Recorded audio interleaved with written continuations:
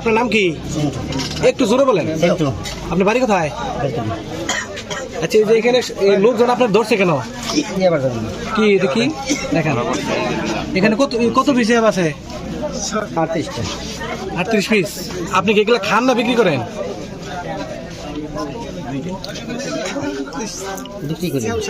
আপনার বাবার নাম কি? বাড়ি কোথায়? এটা কতদিন যাবত বিক্রি করেন?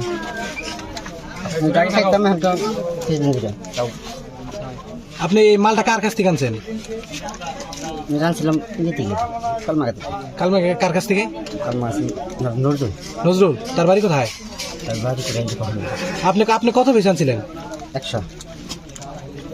মানে ওই আর বাকি যে 62 পিস, এগুলা আপনি কতদিনে বিক্রি করছেন? এটা ওই যেমন আগে বেচছিলাম, আর এটা আসাল। আচ্ছা, আপনি এই 100 পিস কতটা কিনে আনছিলেন? 20,000। 20,000। আপনার তাহলে এটা পার পিস কত করে পড়ে? 200। আপনি বিক্রি করেন কত করে? 300, 250। 300, 250। আচ্ছা, এটা যে এই গ্রামে জানছেন, এটা কি গ্রাম ভাই? দলিপাড়া গ্রামে জানছেন? এই গ্রামে কার কাছে বিক্রি করেন এগুলা? না, যেতেছিলাম মোবাইল পানি করছে, শুকাইতেছে। আজকে কি আপনি বিক্রি করছেন? না, সর্বশেষ কবে বিক্রি করছেন? সর্বশেষ ওই যে জ্ঞান হয়েছিল ওই দিন বিক্রি করছেন। আচ্ছা ভাই, আপনার নামে মামলা আছে কয়টা? 5টা। 5টা মামলা। আপনি জেল থেকে আসছেন কতদিন আগে? 1 মাস নেই। 1 মাস নেই। তাহলে এই 5টা মামলা আপনার নামে মাদকের মামলায় না? তাহলে এই কাজটা বারবার কেন করেন ভাই? এই কাজটা বারবার কেন করেন?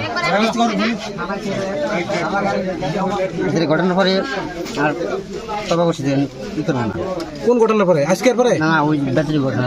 বেলতলি ঘটনা হয়েছে, তাও তো প্রায় 1 মাস হয়েছে, তারপরে কেন আজকে বিক্রি করতে আসছেন? না, বেশি আসেনি।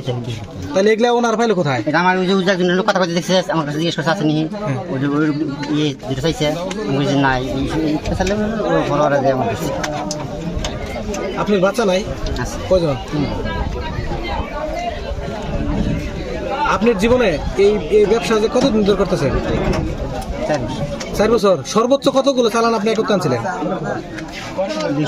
200। আপনি এর আগে চালান কার কাছ থেকে আনছিলেন? ওই নজরুলের কাছ থেকে আনেন? না, প্রথমে নজরুল। প্রথম নজরুল। এর আগে কার কাছ থেকে আনছেন? এর আগে নানা নাই একটা। আচ্ছা, এই এলাকা বাদে আর কোন কোন এলাকায় আপনি বিক্রি করেন?